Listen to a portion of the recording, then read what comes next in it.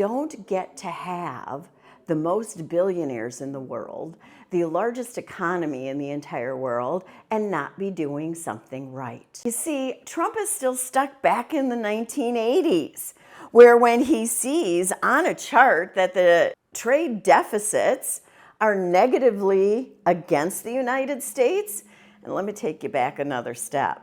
A trade deficit means if the United States has one, we're consuming more goods from another country than we're exporting or they're receiving from us. Well, let's take this into a tad of a thought here. We're a nation with 330 some odd million people. That's not how big Germany is, as an example. As a result, we would consume more of things.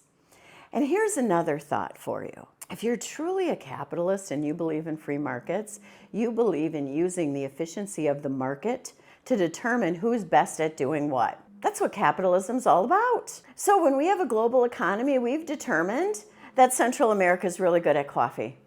Thank you very much, Central America. We love to drink it. We've decided that we might use oil resources from the Middle East.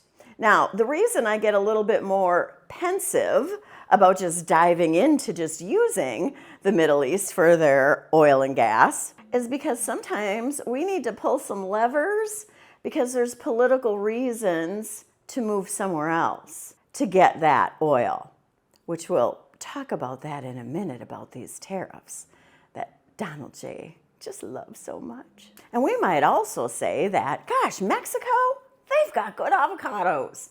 We might be able to grow some of them in California, but we'd rather use that area for our wineries. The world seems to start to love that. So we'll do some wineries and ship that out. And do you know what else we've been shipping out here in the United States? Ideas and innovations. You see, we went from producing cars to figuring out how best to build cars. We went from creating medical devices to actually inventing the best medical care. Donald J. didn't have that in his handy-dandy little chart. He didn't have innovations and ideas in there. You don't get to have the most billionaires in the world, the largest economy in the entire world, and not be doing something right. But Donald J. doesn't take in new information.